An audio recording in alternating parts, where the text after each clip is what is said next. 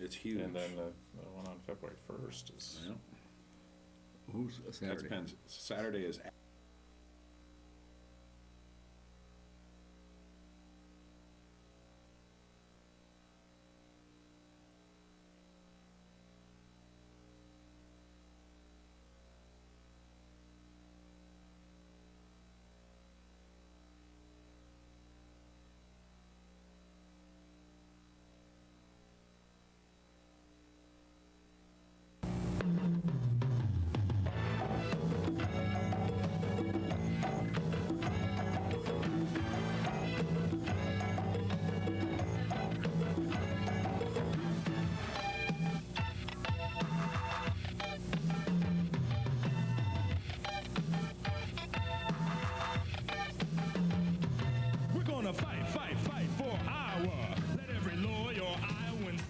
But the picture. Hello, and welcome to Sports Opinion, the Sports Talk Show on Channel 18. My name's Dirk Keller. This is my buddy, Pat White. Hi, Dirk. Hi, Pat. That's my buddy, our buddy, and everybody's buddy, Earl Murphy. Earl's here. We have a very special guest. We love to have Tom Kakert from Hawkeye Report on our show whenever he's available. Tom drives all the way from the Quad Cities to be on our show. And Tom runs... for you, Dirk. Yeah. And Pat. And yeah, we appreciate that. And the viewers To collect a appreciate big it. honorarium. With HawkeyeReport.com, without a doubt, the leading Hawkeye fan website, and without a doubt, the most impressive array of recruiting analysts anywhere out there. And Tom is here. We're going to talk about both football and basketball recruiting. But first, we want to take a look back at last week and last night, the Hawkeye game at Ohio State. Forgive me for saying this, but man, oh man, Ohio State, what a bunch of elbows to the chest and no calls, and pushing and shoving. And it was physical. How does Ohio State, with that style of play, come out of the first half with 3 fouls? I mean, Officials set the tone. I mean, part of competing is you got to learn to play with the way the game's going to be called. Yes, absolutely. And we're just not doing it. No, that's very true. Wow. They got Iowa out of their game at different points in the first half. But it's one of those things, it was a game all over again where Iowa kind of hung around. It was close. And then the last couple minutes of that first half, it goes from, 4 or 5 point game to a 12-point game at half because of just some bad decisions. I mean, that last possession, they should have held it and went for the last shot, and Aaron White takes a bad shot, gets blocked, and they go down and get an easy layup. I mean, that's just... And then a foul, and they rebound the missed foul shot and put it back. Yeah. I mean, it was just one error after another. But to their credit, Iowa's credit, they did come back and they made it competitive. Yeah. They almost got it down to a one-possession game there in the last minute and a half. Going into that game, I'm thinking this is the game where Woodbury's finally going to step up. I thought so too, because Ohio State doesn't have his size, and he was terrible. Yeah, he picked up 2 fouls. He made very poor decisions in the first minute and a half. And he was gone. 2 fouls. And that was twice. Yeah. There goes our height advantage. But that's one of those things that, I've told people this with freshmen in the Big Ten, you're going to have nights like that. He should learn by now. Where they just get sideways. We played 19 games, and he's not getting better. And I thought he regressed last night. Part of that analysis is, I'm sure it's our fault. We just had too high of expectations. He's not Cody Zeller. No, I had him. Cody is guys like just kind of anomalies in my opinion. Or Tyler Hansborough back a few years ago with North Carolina, where he came in and played really well as a freshman. But if you look back, it's big men that have had some success, and I think of like Roy Hibbert, who's doing really well at Georgetown. Guys like that. Took a couple of years. They had development, and I kind of came into the season thinking if Adam gives Iowa an average of 5 and 5 a game, that's a pretty good freshman year. I mean, the big men freshmen that have come in and had good 4-year careers. I'm not talking like Kevin Love coming in for UCLA back in the day when he came in and really did well, but just big men who come in those numbers would exceed what a lot of them did. So, I think I think Fran's Jeff been Withy, very patient. Jeff Withy, the kid at Kansas right now, who's probably going to be a first team or second team All-American, his numbers his freshman year were much lower than what Adam's doing right now. So Yep.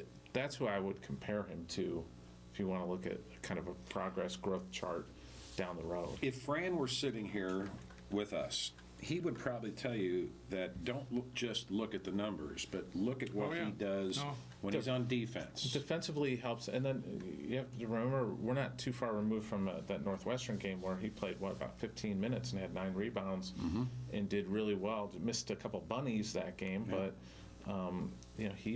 I think he's going to have it. He and Mike, I thought Mike didn't play great last night either. He made a lot of unforced plays, hit some shots, but but he's averaging 9 a game, and he's leading the team in steals too. So it's just freshmen are going to have these peaks and valleys, especially on the road in the Big Ten. What my reaction, the very first game when he first took the court, the first time down the floor, was holy smokes, he completely changes the game when he's in there in the middle of the paint on defense. And I still feel that way. I do too. But he's not in there enough. And he's not contributing, and sometimes hurts us offensively. Yeah. He can't, for the life of him, he can't jam the ball. He can dunk. Well, Yes. Well, he can't hang on to it because he gets blocked or knocked away. Does he have He's small not- hands for a 7-footer? Not particularly. I think his thing, and it's the same thing with Zach McCabe, they're not explosive leapers. They're not guys that get an immediate lift. He's not a guy who's going to go up and get quarters off the top of the backboard, but he's an explosive guy off the floor. Well put. That's why he can, He has great hands. and Yes. that's where they're different. And Adam and Zach are both not guys that can just take it, turn it, and flush it in your face. They just can't. How tall is Zach McCabe? About 6'7". Okay. Yeah, he's taller than I thought he was. Yeah, they're just not explosive leapers. They make up for it by playing smart. One of the big things for Iowa is the problem they have with Woodbury is they don't feed the post as well as they need to. They don't get him the ball in a position where right when he establishes himself, and you get him to him a second or two too late, where he's gotten pushed out 2 or 3 more feet, and then it's just he's uncomfortable in that spot, and he can't make a little jump hook. He doesn't have his position, and he's not strong enough in the lower body yet to sustain it. Do you think we substitute too often? Boy, I don't know. Sometimes yes, sometimes no. It's just One of the strengths of this team is its depth. depth. You got, and it's helped guys like Aaron White stay fresher. And so when he's out, he might not be out there for 38 minutes, but he might be out there for 30, and those are 30 better minutes than the other minutes he would have had. Last night, it was the bench that brought us back. Gabe Lascini came in there, gave him great chin. And Basabi. Basabi's playing well. Yeah. Oh, my God. So my He's so- question is, do you think Woodbury is not going to be a starter much longer and put Basabi back in there? No, I don't see him changing that No. up. No. I think Fran will stick with him. He's stuck with him through 19 games. And I'm assuming that's part of the development plan that he has for him. And frankly, Basabi's played well off the bench. Yes. He really has. I mean, why would you? I mean, if he He starts, does it change things? He's a little. Does he get panicked Wasabi? more? Well, he's much more aggressive this year. That's right. Oh, yeah. Last year he was Yeah. just horrible. Yeah. He is. I think 2 things with Mel. I think he's matured. I think maybe some of the stuff freshman year, all the accolades and everything, and that's natural. It's human nature for it to probably go to your head a little bit. And I think he put on some weight and tried to get stronger. Now he's back to being kind of the springy freshman Basabi, but he's stronger. He's much stronger in his upper body. And he's than he was right 2 in years there ago. where all of the action is. Yeah, he doesn't back down. But the dunk against Wisconsin, where Gazelle got the steal and led the break, and Yeah. Basabi was on the right wing and came in. Had the one-handed dunk. When's the He last wouldn't time we have saw a done that. one-handed dunk? He wouldn't have done that last year. Yeah. I'm not sure he'd have done it as a freshman. But that was a very impressive play It to was run the thunderous. length of the court. Yeah. And as good as, or I should say, as poorly as the Hawks played last night at Ohio State, they did just the opposite at home And again, that Ohio State is ranked what? Number 14. I don't think Wisconsin was ranked when they came in, but they came here right off Well, they a were road victory at leading the Big Indiana. Ten, only undefeated Yeah. team in the Big Ten. They just went down Although to number 2. They got at hit that point. last night by Number Michigan 2. State in Madison. So They went down to Bloomington. Not many people are going to go to Bloomington and get a I win. this still year. can't figure that out. Wisconsin team. They handled them. I just don't know how they did it. And then they lose at home to Michigan State. Did Kaminsky play last night? I don't know because I was focused on the Iowa game and I only saw the last 2 minutes of that brutal-looking game. I mean, 49-47. Typical I didn't Wisconsin know game. if they had a peach basket at either end or not. Boy, Did you happen to flip over and watch Illinois at I Nebraska? did watch a little bit of that. How about that big center for Watched a Nebraska? little bit. That's a one. How tall is he? 6. I had to look it up last night. 6'10". Earl, you got to see this guy. I saw him. He looks like he just got off I the saw him farm. last night. I've never seen him play before, and for a big, wide body with really no definition, He's pretty nimble. he moved up and down the floor real well. Yeah. And I thought he got robbed in the second half. I kind of 2 fouls. I which had is I had terrible. not seen really Nebraska play at all, and I saw him out there, and I had to look him up because I thought, wow, they must have just pulled the fire off. One of the big offensive tackles or something. A guy that's like 6'8". Where's he from? He went to a prep school, and he's from I think Arizona. Oh, he's not like from France or something. No, he might have been I saw his cheat code was Andre Almeida. Yeah. Oh, okay. Yeah, okay. That can be Hispanic, Mexican. Yeah, he's a wide body. Oh my, I felt so bad for the guy. Forget who from Illinois. I think Ron Paul. Not Ron Paul? Brandon Paul. Brandon Paul, driving down the lane, and this big guy just reaches over and takes the ball with one hand right out of him, and the ref on the far side calls a foul on the big guy, and that was terrible. I think Was that when Tim Miles got teed up? Yes, Okay. it was. Well, it was shortly after that because he made another foul call Yeah. on the big man right after that. So you're guessing. And Because I think I tuned in right shortly after he got teed up. yeah. Was it number 4 for Iowa? Marble. Marble. Did he get called for a foul? His body was that far away from it. I don't know. I was watching it, and it showed it over again. I think they did it on purpose. I'll tell you what, the Hollywood just contacted Devin though for he is now on the list for He got hit. best He actor. got hit. He did get hit, but he went Oh, down. that right. Oh, he yeah. went like a stunt man. I mean, Fran, I heard Fran say he was 100%. he's not. Oh, I know. He is not No. 100%. I know Fran said that, and I heard him say that, and I'm just. He's not moving like. His ankle is a lot better. He's got a turf toe in his right foot, and it, if you talk to people who've had turf toe, it's an inflammation, I think, in that joint there, and you just can't. It doesn't push get off. better. You just can't push Well, off. it hurts when Yeah. people tend to dismiss a toe injury, but it's yeah, very that you helps. can't. It's in his big you can't toe. run. You can't move as well. It's in his big toe. When we were in football back in the day, you get a turf toe, you'd cut the big toe hole out of your shoe. So instead of jamming into the end of your foot or into your shoe, it'd just poke right out your shoe. And I don't know that you can get away with that in basketball, but Fran's used him the last couple of games for 5-8 minutes as the point guard. Yeah. he's not right. That's clear. His shot's not right. No. Although he did hit the biggest shot of the game on Saturday night. Yes. Yes, he did. It was about the only one he made all night. in Well, front of the bench. that's where in the post game after when I talked to him about that play, that's where he kind of admitted to me that hey, this toe is bothering me because you remember on that play he shook Ryan Evans twice Yeah. on that play, and his ankles were ready to break on both times. Yeah. And I'm like, why didn't you just go? Why did you for the three? And he goes, I just can't. Explosiveness. I don't know that I can get there. I think that's going to be a problem the rest of the season until he gets a chance to rest. Yeah, the only way to heal it is to rest it, Yeah. and we can't. we need him. Oh, do we ever? Even at 3/4 speed, we still need him. Well, the Wisconsin game was a lot of fun, and I think everybody got Isn't there it? early. We saw all the video displays on the big screen of Chris Street. It was really his family there. His big sister's all grown up.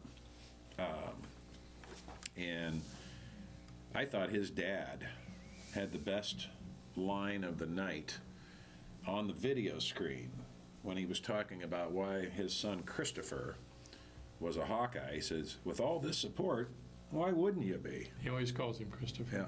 Yeah. And I just thought that was beautiful. I saw Jerry Palmer Sunday at the Iowa women's game, and I told him, I said, that was really nice. And then I learned that Jerry also shot most of the video for KCCI's Andy Garman. We talked about this on the show last week. If you haven't seen it yet, go to KCCI TV or go to YouTube and look up KCCI Chris Street. It's 40 Forever. Yeah, That's what it's called. there you go. Half hour of just incredible footage, a lot of the backstory that we have never heard before. And it's just really nice to be there Saturday night. There was definitely an extra charge of electricity in the air at Carver Hawkeye. I saw this guy here. Yeah. Yep. you You go. know it's a There he big was. game. Yeah, they even gave me a pin, Yeah? Did they? 4 years old. Oh, that's great. Wow. Well, He was causing trouble down there. Yeah. was he? Too, Was he yeah. tripping people when they came by? Yelling at the refs. Something funny really happened. I'm in the handicap section, and you're supposed to be handicapped, and I'm handicapped. I got a 6, and I got it again when I was 85. Yeah. The girl sitting next to me was a little demented. And the basketball came flying off of the court during the course of the game. And it was heading right for her face. And I just reached up and I put my hand out and, Oh, my. and I didn't catch it. I batted it away. Yeah. And she said, I thought I was dying. and we hugged, and You saved her life. sure, I saved her life. And then about 5 minutes later, here comes another basketball from the game. And it didn't get to me. It just got about a newsman, the cameraman, stopped it. But anyhow, we and my wife said, she sat down where the announcers sat on the far, on the east side. Yeah. And she said, I could hear the game real well. So, Glad you got out there. yeah. Here's the ridiculous thing that I thought that happened, though, and it's kind of come out afterwards, that the NCAA would not let Iowa put the name Street on the back of all of the kids' What? jerseys. And Why not? they just said that's against the NCAA rules. You have to ask for an exemption, and they did not grant one. And What would but have it's happened? interesting. It's interesting that they did the special thing for NC State with the Never Give Up put on the back. Of course, they're in bed with ESPN, the V Foundation thing. A great cause. Yes. Wonderful cause. Nothing against that cause, but you'll do it for that stuff, but you won't do it for, something like this. Or I think they did something with the tragedy at Sandy Hook. I think one of the schools there did something. You're right, they did. Put the Sandy Hook on the back of the jersey or something. Who's this? Connecticut did. Yeah. They did something with their jerseys. Well, I thought it was a Big Ten. I think they all said Sandy Hook on the back. Yeah, it's also Sandy Hook. Oh, okay. So my question is, what would have happened? What would the NCAA do if Iowa had just gone ahead and not asked permission and put the name Street on the back of everybody's jersey for one game? Would they even find out about it? Oh, they'd find out. They'd find out about it, and they'd probably reprimand him or something and just say, don't do that again. Sometimes it's better to act and not action. To ask No, afterwards. I mean, they would have the power to forfeit the game. Well, they wouldn't do that. Well, I don't know. Illegal uniforms. There'd be a lot of farmers with pitchforks at the. The referees would have the power to not let the players with illegal uniforms take the court. Yeah. Oh, now you're sounding like a lawyer. Yeah. I mean, sometimes you don't like the rules, but you Pat need is to the live by voice them. of reason, and always has been, and that's why we It love would have been nice. It was really cool when Jerry Strom put out the street Yeah, jersey in the first yeah. chair, and all the players were wearing the number 40 white T-shirt. Yeah, really nice. So it was really cool.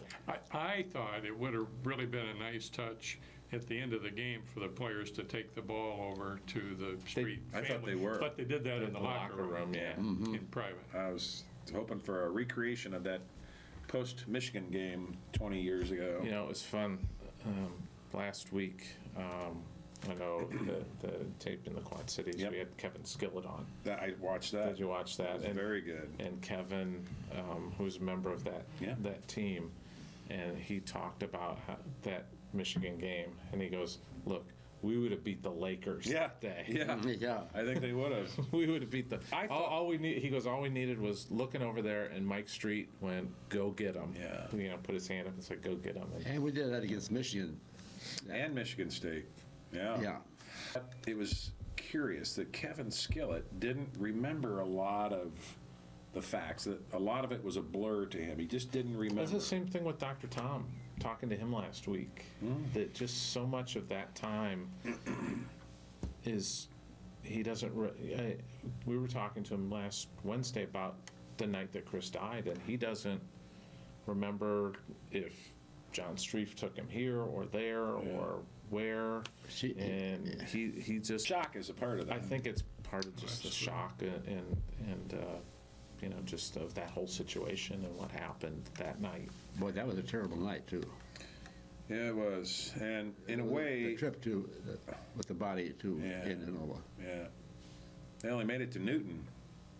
That's as far as they got. Remember, we had Yeah, John but then Streif they- on the show. And then when, They had a state trooper come and give them, help, you know, get through the yeah, mess safely to yeah. Indianola, Newton. That ice storm was so bad. School was called off at the university next day. The next day on Friday. Yeah, well, Wednesday. The accident was Wednesday, on a on Tuesday. Tuesday night. Yeah. And, you know, this last week, I think it dug up a lot of bad memories for a lot of us. And I think being there at the game and seeing the Street family smiling, laughing, embraced by so many people from before the game, during the game, after the game, it was very, it was heartwarming, but it kind of washed away a lot of the gloom that kind of resurfaced after 20 years, because we all took that so deeply. I mean, it hurt deeply. John Streif, for example, he gave a nice talk at Yeah. quarterback club. And he got emotional again. Yeah. And he did here on the show. Tom Davis got emotional when we had him, when we talked about that. And you hate to bring it up, but it was such a major part of not only their lives, but all of our lives at the time. I know some people were being critical of Tom Davis not being there Saturday night, and I just think he just, Oh, it's so That's up to hard him. from him. We would have loved to have seen him and had him there. I but completely understand. Oh, it's tough. And I don't think he wants to be the No. focus of attention No. either. I He mean, doesn't. That's that's Tom. just Tom. That's He right. just wants the Street family to be in the focus of attention. Now, was that jersey that they put on the bench, was that an old jersey? I don't know. It was an old, I When mean, see it was the Jerry, old I'm gonna- style. I want to I ask think him it if it was. was I think it was Because too. I I think do it was too. an actual jersey. It was not the same as the one they're wearing now. It was No. the same as they had then. Yeah.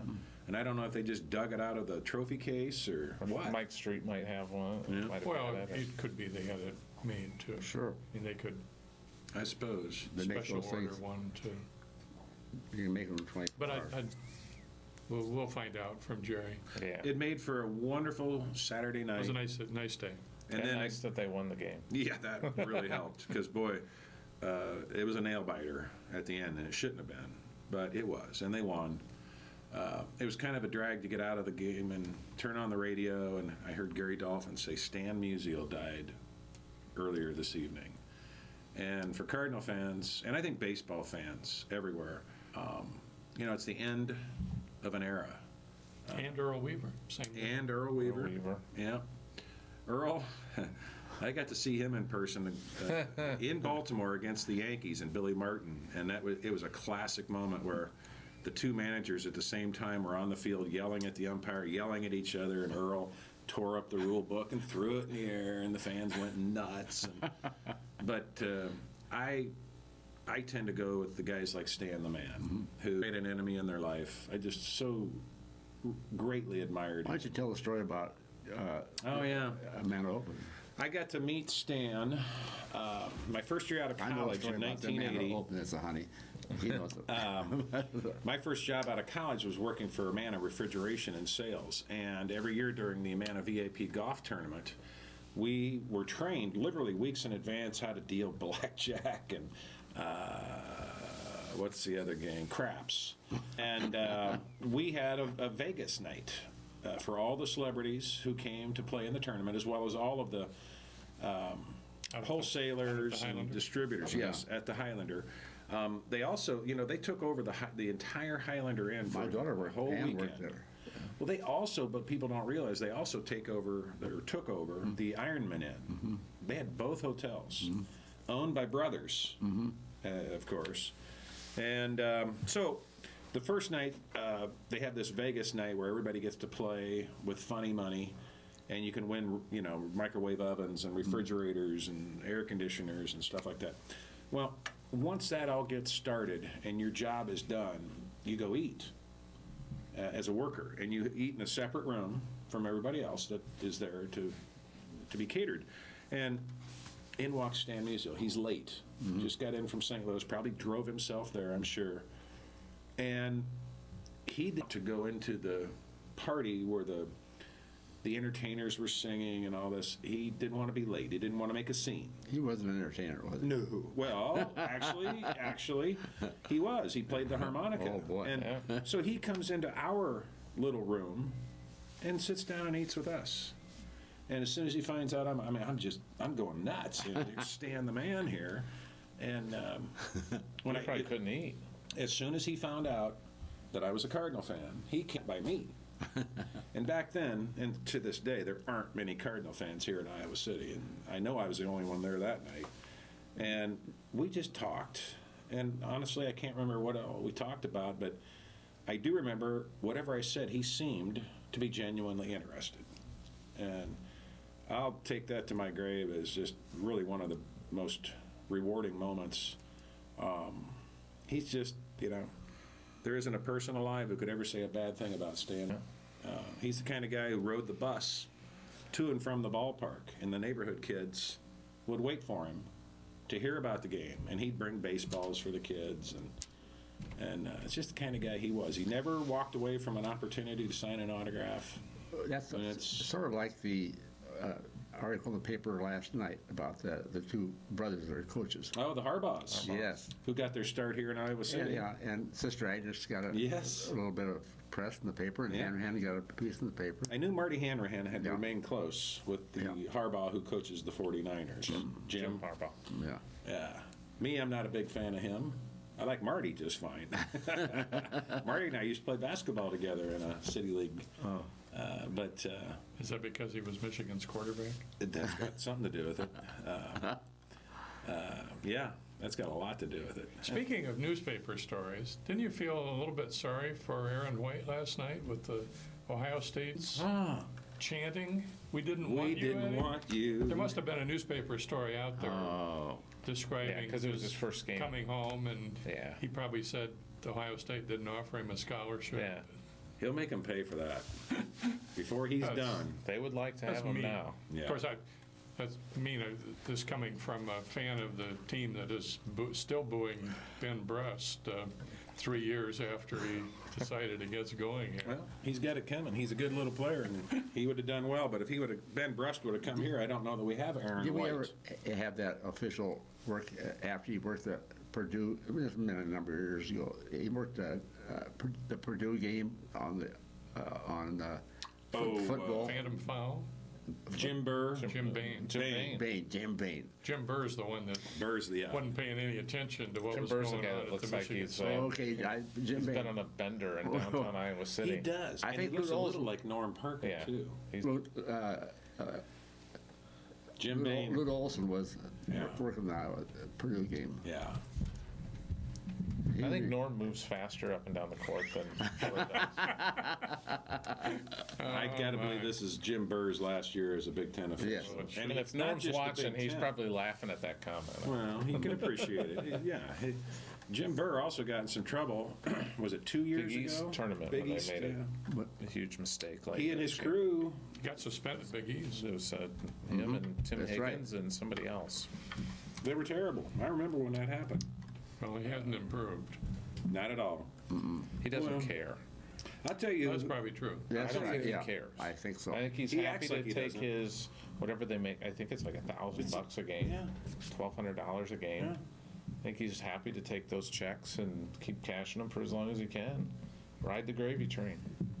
And for some reason, the Big Ten doesn't send an evaluator to the men's games anymore. They evaluate the officials. Oldest used to do it. Yeah, Bob Oldest used to do it. But they don't have any, when he retired, or they changed the whole system. Now they do it by film from Chicago. Well, they don't even send their announcers half the time back. Yeah. Right. So. Well, to the men's games, they usually do. The women's There's been two games this year for men's That is basketball so that irritating. they have not sent announcers to the game. Well, that's not the Big Ten. That's the Big Ten Network Yeah. Right. does that. It makes it cheap when you Well, don't. I hope to shout it does. I mean, for as much money as that network is making, Yes. you would think that they would send announcers. Yep. Or find announcers. I mean, we have very good announcers that don't have to travel very far to get here, who Yeah. know the Iowa team. Mac Yeah, if you McCausland, have Rob Brooks and Mac McCausland Yeah. do the game. Lehman, Yeah, Kevin Lehman. Kevin Lehman. Have you noticed that Shelley now in studio in Chicago? Yes, just noticed that Yeah. last Oh, week. is she really? Yeah. Yeah. Good for her. She She was had working done the some Sunday color. game, wasn't she? She'd done some color, one of those games that they didn't send anybody for. She did it for both men and women, and apparently they liked her work. I mean, she's very good. I was listening to the game on the radio the other day, driving around, and I think Wendy Ostemore was Yeah. doing Yep. the game with Brent, and Yep. then so I figured, well, Shelley I was got doing Shelley the Big doing Ten. some other stuff. And she's easy on the eyes, you know. She'd make a good TV personality. Well, she knows what she's talking about. That too. Very good commentator. Yeah. Well, and speaking of the Iowa women's basketball team, they had a big win Sunday over number 11 Purdue at home. That was terrific. And It when I was. say big win, they just was blew terrific. them out from the get-go. And it was Coach Lisa Bluter's 600th career win. There are only, golly, I had It was this 42. 42 total, but in Division One, I think it's 25. One of only 25 ever, not just active, didn't know that. ever. So, you know, she's got a lot more victories left. See Vivian Stringer's on that list as well. Yep. And she's starting to get real close to Vivian's Iowa record. Yeah. So pretty soon she'll be the winningest coach. You know, as long as God willing and the creek don't rise, but 5 wins this year against ranked, ranked teams. opponents.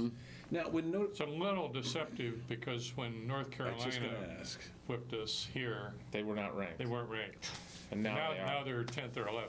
Yeah. And I tell you, I'll say it again. That North Carolina team was. So And West Virginia has impressive. dropped out of the rankings fairly quickly, and Iowa State's But been in and Iowa out. State's keeps bouncing back up.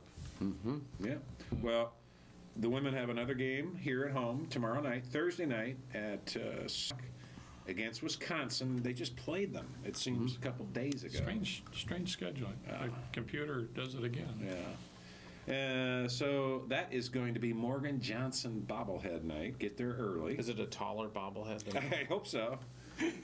They all look the same. They don't, none of them look anything like the whoever the subject is. Well, I'm just going to go right out there and say I love Morgan Yeah, Johnson. she's a sweetie. She is Great fun. player. If you're on the court, you can just tell she loves what she's doing. She's got a great personality. Yeah, she as Coach Bluter has told us right here on Sports Opinion, she embraces her height. She's not afraid of being 6'5" or shy about it. Was the chili? I didn't go. Okay. It got a little late in the night, and I was running kids everywhere, and they didn't want to eat chili, and they don't like chili with beans, so I didn't go. But It's not chili if it doesn't have beans in it. Yeah, That's like hamburger. it's sloppy hamburger, Joe is yeah. what it is. Morgan will be a success in whatever she She'll be does. Now, she wants to go to med school, right? Yeah. She's trying. I just read a quote of hers. I don't know if it was in HawkeyeReport.com or somewhere else, but it said that she's having second thoughts about not pursuing basketball after her collegiate career is over. Yeah. I have not, I don't know, I haven't read this, didn't hear her say anything, but I thought she was struggling with her tendonitis pain again Oh, yeah. Sunday. It looks it. But she battles, she runs the court, and I think you can recognize on her face that It's all rosy that she's cheeked. in pain. Yeah. She only scored 7 points, which is one of the things that was amazing about the win. That she's the leading scorer on her team, and she didn't score as much as she usually does, and we still hold Purdue. How was her rebounding? I think she had, not her normal total, Okay. but she had 6 or 7. This season's pretty remarkable for them, given that Morgan's got her struggles with the tendonitis. Jamie Prenti's coming off ACL. Yep. And they don't have much of a bench. Well, And they've got Melissa Dixon will Taylor's come in really there, been coming along. but they don't have a lot of compared to like Fran McCaffrey's team. They don't Yeah. have 8 or 9. Compared to the last couple of years, they have depth. yes. Yeah, they have at least they have 6 bodies. So I'll tell you, somebody who came in off the bench against Purdue on Sunday Melissa and really Dixon. impressed me. Now, Kayla Timmerman. Yeah. She came in and bodied up on these big Purdue girls and didn't back down and got some big rebounds and made a couple of nice shots and really spelled Morgan nicely. I thought she could have played more. And I bet she does play more tomorrow night. She did. Somebody else who did well was Bethany Dooley. That's right. Doolittle, who, She's really impressive. for the first time ever, showed us a couple post moves. She's been draining 6, 8, 10-footers, and suddenly twice Sunday she spins, goes to the basket, Yep. puts it in. And this is bizarre, but I mentioned, I think here a week or 2 ago, she had only shot 3 free throws all year before Sunday. Really? Sunday she shot 4. She was playing a little different game than she'd been playing. She'd been 3 for 3, and she was 2 of 4 Sunday. So it's very strange that she shot more in one game Yeah. than she'd shot all year. When are we going to see him, Tom? Well, it's time to talk recruiting. Do you want to talk wrestling quick? Get Well, that out of real the way? quick wrestling. The Hawkeyes went to Michigan and Michigan State last weekend and swept the state of Michigan, as they should. They have a big meet at Minnesota. That's number 3 Minnesota. Saturday at 2:30. yeah. And that will be on the Big Ten Network, as will the women's game tomorrow night at home against Wisconsin. So we're starting to get some Big Ten Network visibility. That meet at Minnesota is huge. It's big, big, big, big, big. It'll indicate which way this Hawkeye It's team going to goes. be very tight. Yep. There's a lot of even matches there, and then February 1st, the Cale Sanderson and the Nittany Lions coming in, and that will be Cale Sanderson. I'm guessing that will be a sold-out arena, Better be. especially if Iowa wins this Yeah. on Saturday, I think. Yeah. And Tom Brands might be fired up. I don't know. Oh, it might be. There's possibility. I still love that. What meet was it? Was it the Ohio State meet that was Yes. on the Big Ten Network? And he Number 4 ranked and it's Ohio at the State. intermission, and the guy grabs him coming off of the mat and wants to talk to him. What do you want to talk to me? Well, in fairness to the guy that grabbed him, they know that's coming. Yeah. And that's part of the package. Yeah. Oh, I know. And Somebody Tom gets knew. it. One He's coach done it gets before. interviewed coming off the mat. They do it at basketball, football. They do it at wrestling too. But I mean, he called He's a spade when he says this is a silly interview because we have 5 to go. Just love it. That's just Love it. classic Tom Brands. That's what makes him special. Well, one of the things that makes Tom Kakert's is his Nothing. insight to football and basketball recruiting. We're coming up a week from today, or I'm sorry, 2 weeks, from today is signing day for football seniors. Mm-hmm. So why don't you enlighten us a little bit, Tom? And this year we know that Kirk got a lot of verbal commitments way ahead of time. Yeah, and they were up as high as 16, and now they're at 15 with the decommits. But this wasn't going to be a huge class. It wasn't going to be a 5-person class. This was going to be high teens, is what Kirk's always said. I still wonder if they end up getting to 20, because he's done that every other year. He's gotten to 20. Yeah. But we'll see what happens. But it's a solid class. I think it lost some of the star power when they lost David Kenny to go to Indiana, which is a funny story about him Yeah. because he decommitted because his dad was working in kind of a football ops position for Indiana, and that's why, and he's from Indiana, that's why he decommitted and decided to go to Indiana, and now his dad's a line coach at Indiana State. So it's just funny how it works out in the. Do you think Kirk is talking to Kenny? Oh, I'm sure they made an overture towards him and just said, "Hey, what do you think?" And but he's also recruited a bunch of Indiana kids to come with him to Indiana. So I think that's a done deal at this point. And then they lost Delano Hill, the safety from Michigan, and when Michigan offered him, it was sort of one of those things where you're kind of done. We're just not sexy enough. Yeah, it's just it's like Kirk's always said. If a kid from Ohio gets an offer from Ohio State, we're probably not going to get him. And if a kid from Michigan gets a Michigan offer, probably not going to get him. Yeah.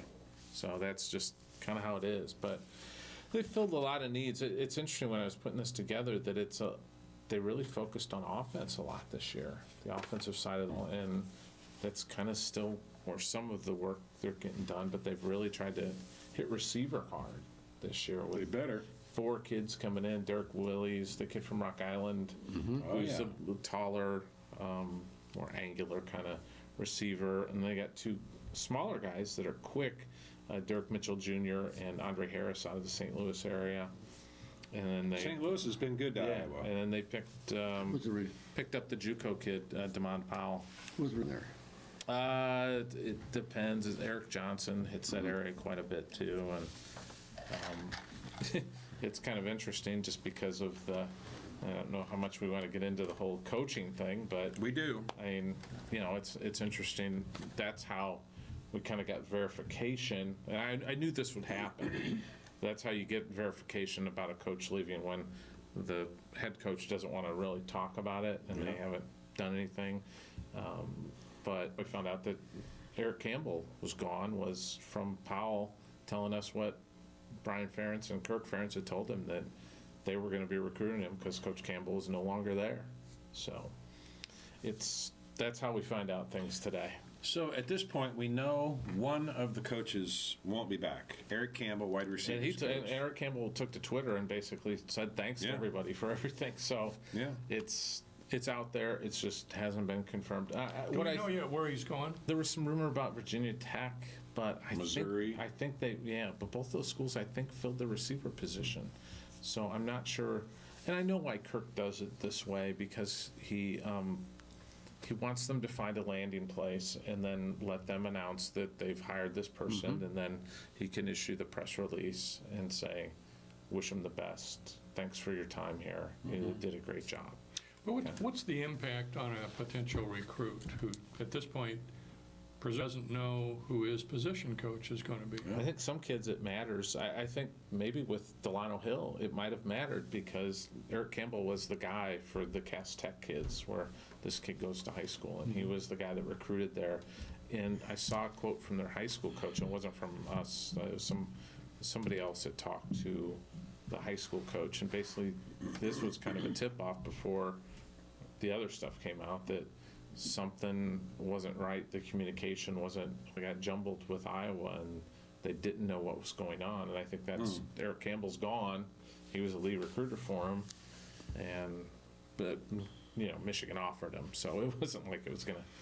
But it made it a lot easier to decide not to go there when the guy who's recruited you isn't there. And we'll see what happens with there's all kinds of rumors about Lester Erb and some other changes. So Eric Johnson. Yeah, and I haven't heard, other than board people saying, I heard this about Eric Johnson, I haven't heard anything. Lester Erb stuff, we had some updates on Sunday from kids that were at the junior day that said that the running back coach was not there, and then, which is very odd. That's, But in Lester's situation, isn't it logical for him to be trying to find a coordinator's position someplace? I would think so. I mean, he didn't get the one here. Same with Eric Campbell. With Eric Campbell, I mean, I think there's something to that they knew that their ceiling was here and they weren't going to get it elsewhere.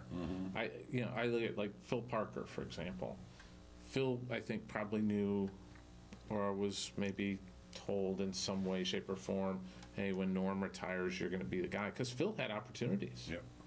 He had, I think Gary Pinkel approached him a few years ago at Missouri to be the coordinator there. I know some MAC schools wanted him as coordinator. I think he's a good coach. Yeah. So I think once you get kind of passed over by that, you think, I'm never going to be a coordinator, and my clock's ticking. I want to be something different.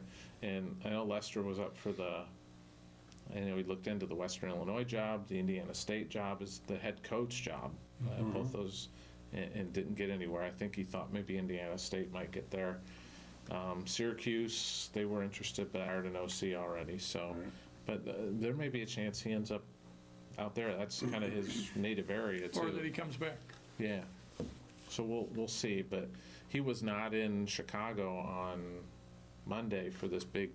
It's a group called Core 6, which is all the top high school kids go to this place to work out, and they had a big showcase with all the top juniors and uncommitted kids. And Didn't Vandenberg go someplace? he played in this. What is it? It's like the old blue-gray game. Okay, north-south game or stuff like that. It's the old blue-gray game. He played in that last weekend. I don't think he played much though. Did he? No. But anyway, so we'll see what happens with Lester. So now we have 16 verbal commits. 15. Including one running back. Include one running back, LaShawn Daniels from Ohio, that still from Boston College. He's more in the Sean Green mold, kind of 5'10", Bruiser. 215, power back, big wide body, strong runner. I like the that. quarterback in this class is Nick Shimonek. He's from Texas, led his team to the state title. I think they're like 2 or 3A in Texas, so it's a smaller school, and they have way too many classifications in Texas. You have too many classifications in Texas when you can play all day for like 2 days and to get all your state title game, like 10 a.m. to the last game's at like 8 p.m. and you got to play all the time to get all your classifications in over 2 days. Yeah. That's way too much. I agree. Got some in-state tight ends. John Wisniewski from Des Moines.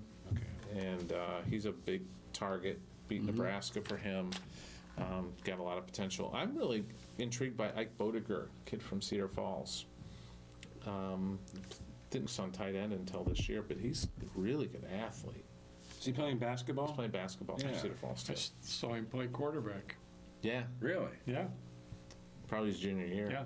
Yeah, he's a really good athlete, and I think he's got a lot of potential. What's his size? He's about 6'4", 6'5", probably about 220, I would guess. Now back to the quarterback. Yes. What kind of quarterback is he? Pro He's style? more pro style. He can move a little bit. He's got I was really impressed with the velocity on his ball. I mean, he can throw that out. He's a pitcher on the baseball team, threw a couple no-hitters last summer.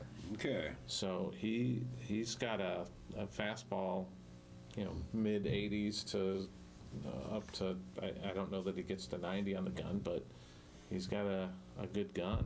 And But he's also been quoted as saying he's been told to expect a red shirt. yeah, he will. I think that's when we get to spring football, that's going to be the most interesting Yes, thing. It it always will. is the Even more so this year. race at But it's been a while since we haven't known who the quarterback will be. When you think about it. well, the last one we had was the Christensen-Stanzi debate Right. that went for 4 games, and But we knew it was going to be Christensen, didn't we? Yeah, we knew it was Christensen. It was just the wrong choice. Yeah, it was boy. just how long was he going to be the quarterback, and how long were we going to?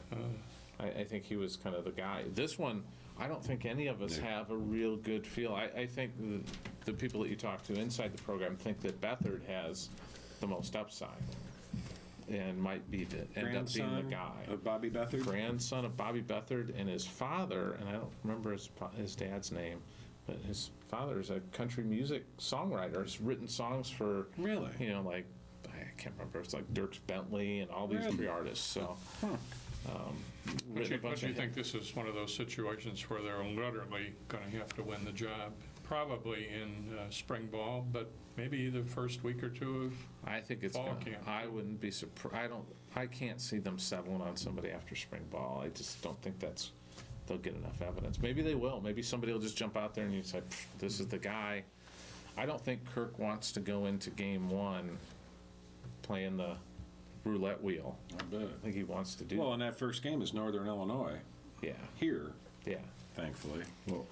We got two I'm not sure, O-linemen. thankfully. Will the quarterback be from Lauderdale or the kid from Jake Florida? Rudock. Yeah. Yeah, he'll be in the mix, He's in the mix. but Okay. there'll be three of them fighting it out. Who are they?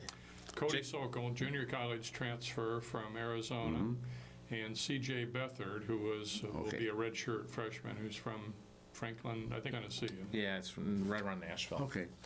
And then there's two O-linemen in this class, Colin Goebel, who just got a visit from Brian and Kirk Ferentz last night in the home visit. So, and Sean Welsh. Where's he from? He's from Chicago area. And Sean Welsh. and Sean Welsh is from Ohio. He's an offensive lineman. Okay. And then on the defensive side, Nate Bazeta, I think but I think it's a completely different, how you say, is like the Jeva kid that wrestles Yeah. here, that it looks one way, but it's pronounced completely different. Yeah, Jeba is spelled Chewa or something. DWI. Yeah, there's a D in But it's pronounced Jeva. Yeah. And the Bazeta kid, and I'm saying it wrong, because one of the Nebraska guys told me, he goes, "That's not how you say it, it's this," and it's like, and I said, "God, he's like Jeva." Brant Gressel, I think, got a lot of potential. Where's he from? He's an Ohio kid. Brant Gressel. Yeah, and those are the two D tackles. John Kenny has already started classes at Yeah. Iowa. He came in at semester. He's a linebacker. He's from He's from Indiana. And then you got Malik Rucker and Solomon Warfield, two defensive backs. Really like the potential of Warfield. I think he's got a chance to be pretty good. And Warfield's from Ohio. I like Rucker that is name. from Minnesota. Paul Warfield. And then you've got four left. You got guys coming in. This weekend will be kind of the big weekend, I think. Brian Lamelli, a wide receiver. Cameron Smith, wide receiver. A.J. Jones, wide receiver. They're involved with this Aaron Piper kid, another wide receiver. The last three are all Texas kids. And they're toying around with, I think whatever happens with Lamelli will dictate whether they go on those guys. So this weekend, they're going to be bringing a lot of these seniors who have verbaled. Well, they're going to be bringing their last group. A couple of them are, Shimonek will be here, and I think one other commit, and I can't remember which one, Derek Mitchell will be coming in for their official visits. But most of them are going to be uncommitted guys. So Reggie Spearman, a linebacker from Illinois that is still technically committed to Illinois, but visited Minnesota last weekend, might visit Purdue next weekend. Doesn't sound like much of a commitment. Was once committed to Indiana. I'm not going to believe Reggie Spearman's committed to somebody until he signs the paper on signing day, because he's bounced around, and he's one of those people who gets on Twitter and engages with the fans and retweets everybody, and it scares me to death that there are fans out there that don't understand you shouldn't be contacting a recruit, even if it's on Twitter, saying, "Hey, come to Iowa." You can't do that. And there's 50 Iowa fans. Reggie be a Hawk, Hawkeye Nation, and I'm just. It's hard to monitor. But there's just as many Gopher fans, and there's just as many Illini fans doing the same thing. The only difference is the Illini fans are offering him cash. But he's coming. There's some Jaquil Vi, Jaquil Vi, kid who runs about a 4.2, 4.3. But Defensive back. Yeah, he's a defensive back, very quick. He doesn't have great hands. That's why he's defensive back. And he's coming in he's down to Iowa or Maryland. He's from Maryland. Was committed to them. Kid. Was committed to them at one point, but then they backed away from him and told him they wouldn't take his commit because his grades weren't great. And now they've decided to get back in. Maryland's an ACC school. For a couple more Another year. For a long. year. Yeah. And then They've got Jake Hewlett coming in, a kid, small school defensive lineman. See, from Iowa. From Iowa. Josie Jewell, kid from Decorah, who's a linebacker. Drake Kurlick from Muscatine, another linebacker. And Trev Hadachek, the kid from LaPorte City, Union High School, defensive back. He'll be coming in. That probably segues us into They're 2014. looking at Josie Jewell as a linebacker instead of a running back. Yeah. He's got a lot of good running back numbers. I'm sure he's got offers as a running back from other schools. I'll be anxious to see who turns into this year's Alan Reisner or Tanner Miller or somebody from a small Iowa school who gets an offer the last day. The last day. And you know what? And it's really amazing looking at that. I think Nate Meyer got offered fairly late last year, too. He was an 8-man football kid. Those last-second offer guys from in-state have generally turned out pretty well. Yeah, very well. And Mike Elgin, Brandon Myers, Tanner Miller. I mean, they've had pretty good. Marv Cook says Alan he was the last Reisner. day offer. Alan Reisner. That's not true, is it? I don't think so. No, I don't think Marv Cook was the one. What about then junior college? They've got the Powell kid, and that's it. Is he already here? No, he does not graduate until. And Powell is from, He's originally from Toledo, Ohio. He's at Snow Junior College in Utah. okay. I should get Earl excited about 2014 too, because Okay. that's Rosh Piersbacher, Yes. offensive Oh. lineman from Cedar Falls. He sounds like a football He's our national guy who's seen all the kids in the Midwest, all the top linemen. Thinks he's potentially one or two He's in the Alex entire Karras. Midwest. I don't know if He's, he's out. he's bigger than Alex. Yes, he is. Yes. Hopefully, he has the acting career of Alex Karras. And then we just got another kid from the junior class. Yeah, Verbal. Jay Shield. Jay Shield. Who's Trev Hadachek's teammate. He's the quarterback at LaPorte City Yes. Union High School. And he's a really, really good athlete. He's one of those kids that you watch him on film, and granted, he's playing small school. You know, it's not big school, but he's just one of those guys that you see, he never gets a hard hit on him. He plays quarterback. Iowa sees him as wide receiver. He wants to give quarterback a shot, and they're willing to do that. Passed for over 1,500 yards, ran for over 1,200 last year as a He's a junior. good athlete. He's just one of those kids that Iowa needs He's more a athletes. 170 pounder. Do you think Yeah. he can put on a little weight? Yeah, he'll He's only 190. about 6'1". Really? Yeah, he's good, and That's, which is 2 inches taller than Russell Wilson, by the way. Oh, yeah. Is that right? Russell Wilson's only 5'11". Yeah. Some say And that might he's be on a good little day. less than that. That might be on a good day. Where does he go to school? Well, he plays for the Seattle Seahawks. Right. Went to Wisconsin. Oh, okay. All right. Got him. What about any other JUCOs on the horizon I for don't this think year? any JUCOs this year. Kirk just doesn't like them. Or is it Sally Mason that doesn't like them? I wouldn't say they're against it. I mean, they took 2 last year. One of Kirk will them, take the right one. one of our Sokol JUCOs and- is He's got one starting playing in the Super Bowl. yeah. Marshall Sokol, Yonda. yeah, Sokol and Eric Simmons last year from Iowa Yeah. Western came in. So It was really a disappointing last year, wasn't it? Oh, yeah. Extremely, especially the Extremely. home games. and that's why ticket prices are staying the same. So you don't have to pay anymore. Yeah, how about But that? you can be sure that Kirk was even more disappointed than we were. Yeah. The thing that I don't think fans realize is that as a fan, you take a loss really hard, and it's tough and everything.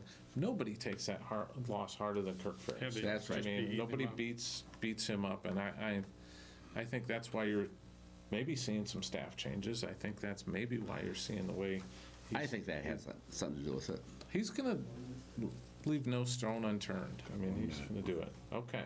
Hate to And do Peter this. Peter Jock, by the way, doing really well. I'll commit, doing really well. Yes. So Is that And it's right? Jock, Jock, not Yock or Yoke or whatever. It's Peter Yock. Jock, Jock. like the athlete, Yes. a jock. Looking forward to seeing Not him in joke. a state tournament this year. Unfortunately, our time with Tom Kakert from HawkeyeReport.com has come to an end. Joe Murphy once again held up the lone finger, and it was the good finger that said only 1 minute left, so we're going to have to wrap it up. But we want to thank Tom for being Thank here. you, guys. It's an honor to have him. He's a wealth of information. If you learn more, go to HawkeyeReport.com. It's that simple. You can chat with anybody you like. and And learn people a you whole don't lot like. more. And people you don't like, yeah. But until then, I want to thank you for watching. On behalf of Pat White and Earl Murphy, I'm Dirk Keller, thanking you and thanking Tom Kakert for tuning in every Wednesday night at 7 p.m. on Channel 18 and every Sunday night at 6 p.m. You can catch it at patv.tv, or you can go to my Facebook page and see the show too if you don't have cable. I'll say, either you're a Hawk or you're not. Go Hawks. Whoop 'em good. You know,